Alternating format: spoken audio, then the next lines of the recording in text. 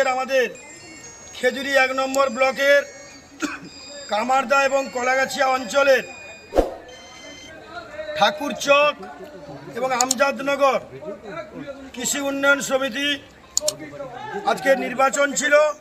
এই নির্বাচনে আমাদের ভারতীয় জনতা পার্টির সমর্থিত রাষ্ট্রবাদী প্রার্থীরা ১২টির মধ্যে ১১টিতে জয়লাভ করে বিপুল ভোটে। তাই এখানকার সমস্ত রাষ্ট্রবাদী আমাদের ভোটারবৃন্দ সবাইকে আমি সম্মান, শ্রদ্ধা এবং শুভকামনা জানাই। প্রিয় দর্শক, আর কয়টা মাস পেরোলেই বিধানসভা নির্বাচন, তাই প্রস্তুতি জোর কদমে শুরু করে দিয়েছেন ভারতীয় জনতা পার্টি।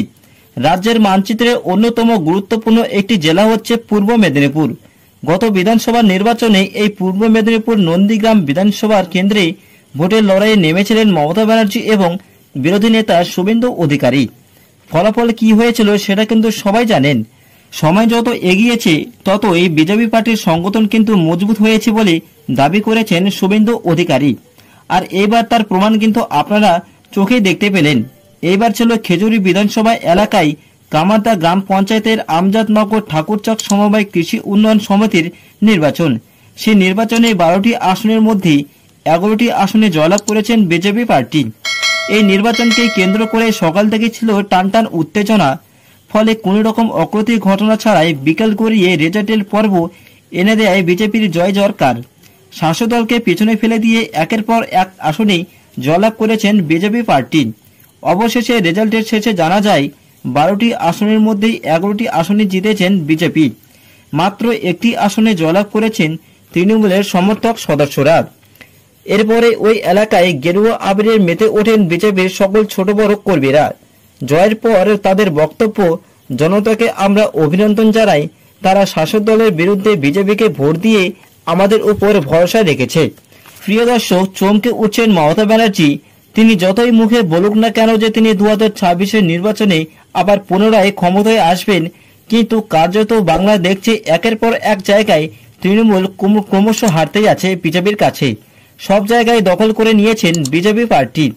মেদিনীপুর জায়গাটাই এখন বর্তমানে এমন হয়ে যাচ্ছে, সেইখানে তৃণমূল দল নিজের পায়ে দাঁড়াতেই পারছেন না।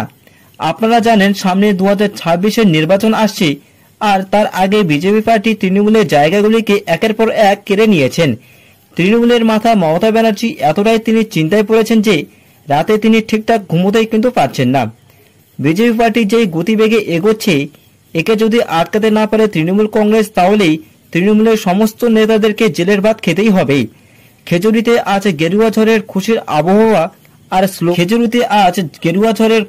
আবহাওয়া, আর তার সাথে একটাই শুধুমাত্র স্লোগান চলছে, হারিল রে হারিল, তৃণমূল হারিল, গোহারা হারিল। সত্যি কথা বলতে ভুয়ো ভোটার, ছাপ্পা ভোট, দাদাগিরি আর পুলিশের সাপোর্ট, এগুলোকে যদি আপনারা ছেড়ে দেন, তাহলে তৃণমূল দল এইবারের জন্য শেষ নির্বাচনে লড়াই করবেন। প্রতিটি জায়গায় ভুয়ো ভোটারকে ঢুকিয়ে রেখেছেন মুখ্যমন্ত্রী মমতা ব্যানার্জি। তার সাথে মৃত ব্যক্তির নামে ক্রমশ ভোট পড়ে যাচ্ছে ভোট বাক্সে ছাপ্পা ভোটের দ্বারা। এগুলি আর কতদিন চলবে?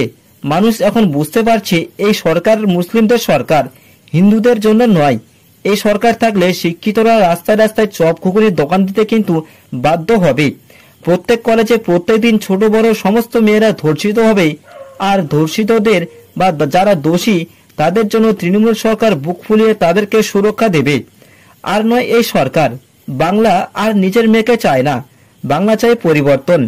প্রিয় দর্শক, আপনাদের বক্তব্য অবশ্যই শেয়ার করুন আমাদের সঙ্গে কমেন্টের মাধ্যমে, এবং আপনাদেরকে যদি এই খবরটি ভালো লাগে তাহলে এই সংবাদ সারাদিন নিউজ চ্যানেলটিকে অবশ্যই সাবস্ক্রাইব করবেন, এবং সমস্ত বিজেপি কর্মীদের কাছে এই ভিডিওটি প্রচুর পরিমাণে শেয়ার করে দিন, যাতে প্রত্যেকের কাছে এই ভিডিওটি পৌঁছে যেতে পারে। প্রিয় দর্শক, দেখা হচ্ছে আপনাদের সাথে পরবর্তী খবরে। ততক্ষণে দেখতে থাকুন, নজর রাখুন এই চ্যানেলে। প্রিয় দর্শক, এতক্ষণ ধরে এই ভিডিওটি দেখার জন্য আপনাদেরকে ধন্যবাদ জানাই।